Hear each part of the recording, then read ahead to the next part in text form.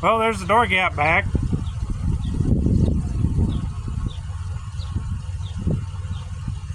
I don't know if it needed the alignment post or not. I think it was just a fender. You can never be too careful. You always got to check these things, you know. Welcome back to another video from Farm from Scratch, where today we're going to be dealing with something that's fairly common around these parts, and that's damage caused by a deer jumping out in front of your car or your truck. If you're from the Midwest, you've probably either hit a deer or know somebody that has, and maybe more than once. What we got today here is a Chevrolet Impala. Deer come into contact with the right front of it here. Alright, we're going to start by washing all the crud off from the actual, the deer itself. It's kind of gross. So I'm going to wash this off so I don't have to mess with that the whole time I'm working on it.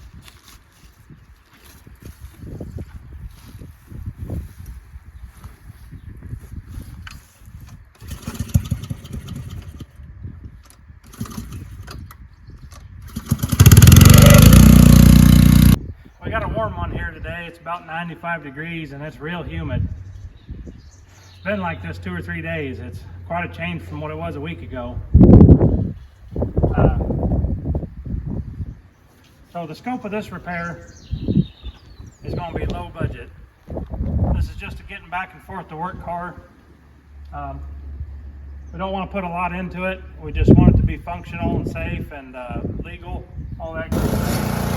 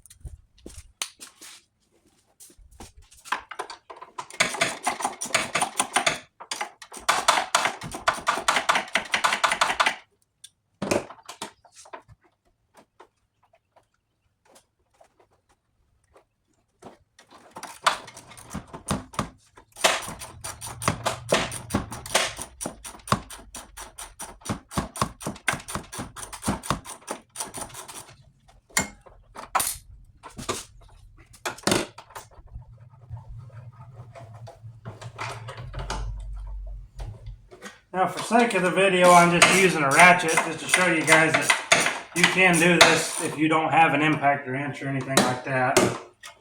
I'm pretty sure this whole job can be done with a 10 millimeter, or with a 7 millimeter, a 10 millimeter, a 13 millimeter, and probably a pair of side cutters or the tool that takes the plastic rivets out. Maybe a 15 millimeter, but it doesn't take much.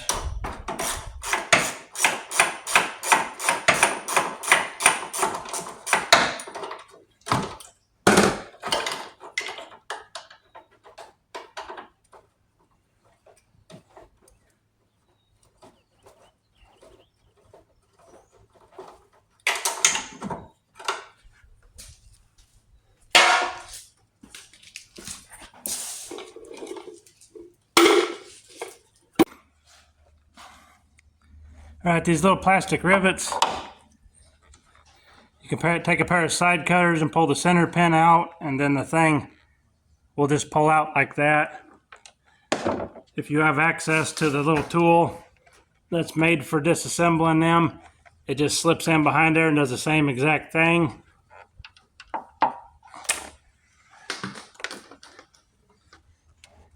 Another one hiding there behind the hood cable.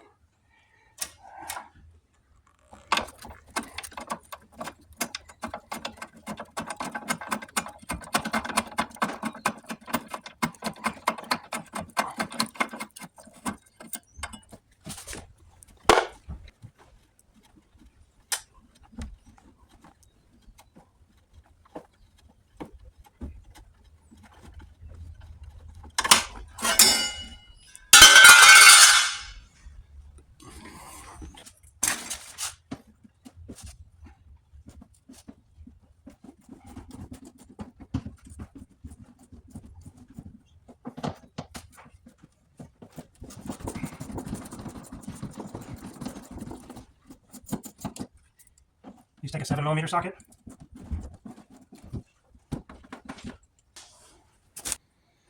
I got just a few more of these 7mm head bolts.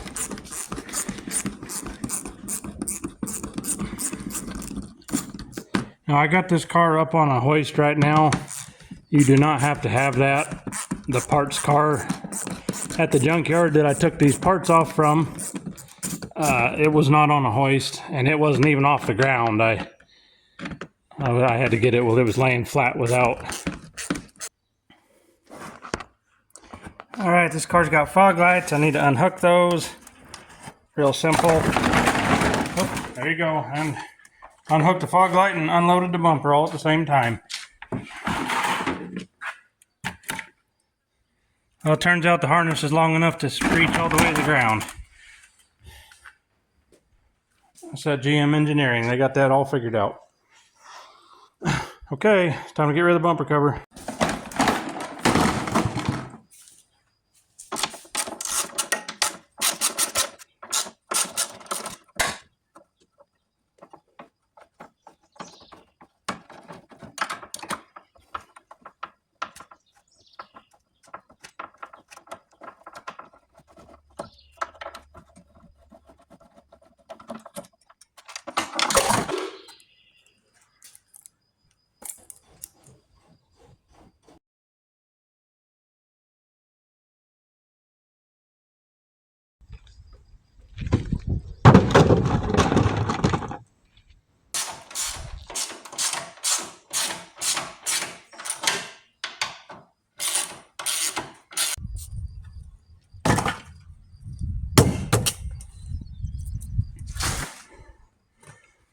I've got all the wrecked parts, the bad parts off of it, but when this thing hit that deer, it closed up this door gap just a little bit on both sides of the car.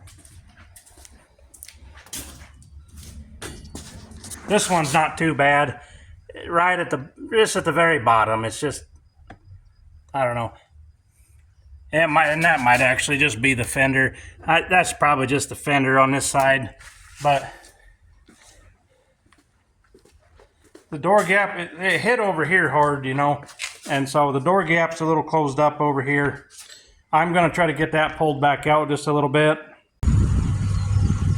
Alright, this is the only special tool I'll be using in this process, and that's the J2194 alignment post. It's made specifically for this purpose. I've got the chain hooked to it. And I'm going to let this bounce a couple times and see if I can get that door gap set.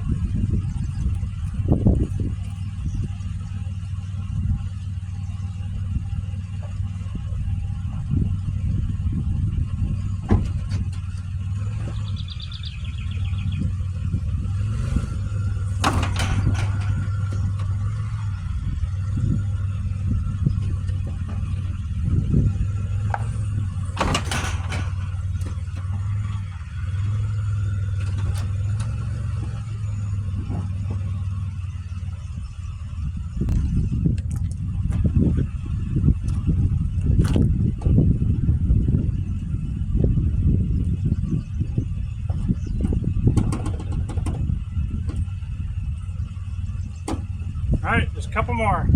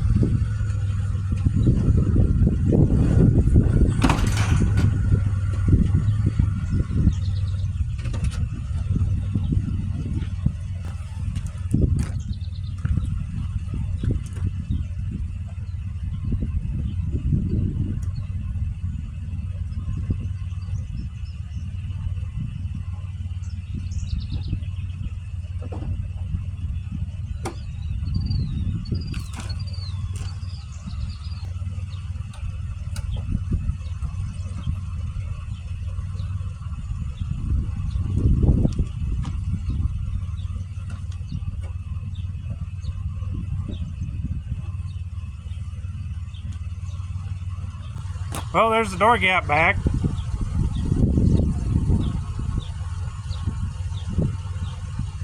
I don't know if it needed the alignment post or not. I think it was just a fender. You can never be too careful. You always got to check these things, you know.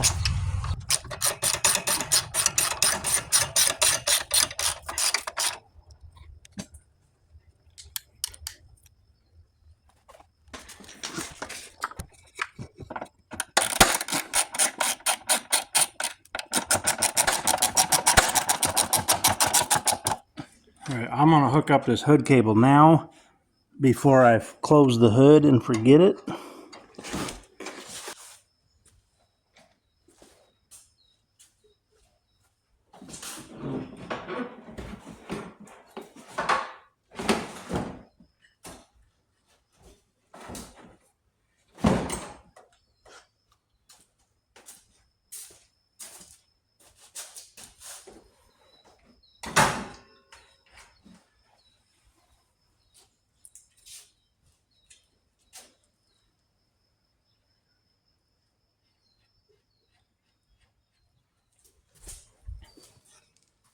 Well, here's a little tip that you may get some use out of. When I take something like this apart, I don't, I don't label and keep track of every single fastener. But what I'll do, hopefully you can see that. There we go. All right, so what I'll do is I'll use the witness marks that are on these parts. Like you can see, that one took a bolt with a big washer. And I've got some of these bolts that have small washers. But I can tell, I know what thread a bolt fits in this hole. But you can see how there's that big mark right there where this big washer would go. And so, I don't really have all that many bolts. There wasn't that many fasteners.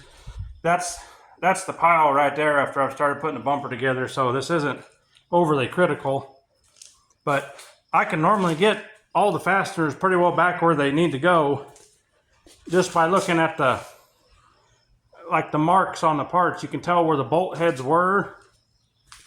That's like this bracket right here. Even though this come off of a different car, I pushed this bracket over so these bolts lined up where they were, even though there was some play back and forth. I just went ahead and set this thing so these washers hit where they were when it was on the other car. That may or may not mean anything in this instance. All right, I'm just finishing up the front bumper cover install. Got the fog lights plugged in. Got all the fasteners in place almost. Just a couple more left. And I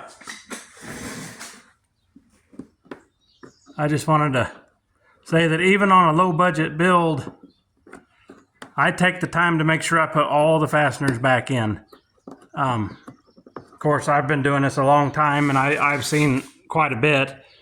And, I'll see this stuff come in with just zip ties holding the whole entire thing on, or wire, or self-tapping screws, or whatever, And I understand there might be a place for some of that, but I've got all the fasteners here, even though this thing, we're not painting it, but I still want to plug everything in and put all the fasteners back where they go and all of that stuff. In my opinion, it's just going to make a better repair, and the end user of the vehicle, is going to, you don't want this stuff flopping around in the wind while you're driving down the highway. It's ugly. It draws attention to you and things like that, And so, even though it's low budget, it still needs to be a good repair.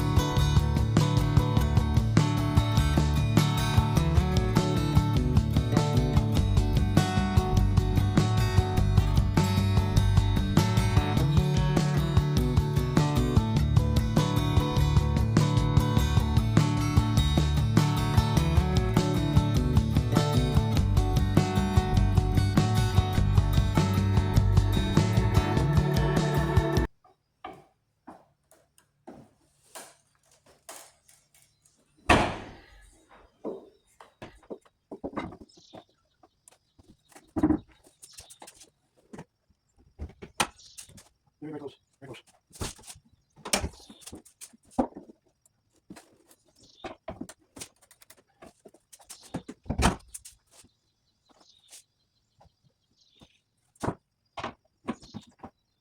Very close. I think that's right. Oh, okay. I see. I see what's that.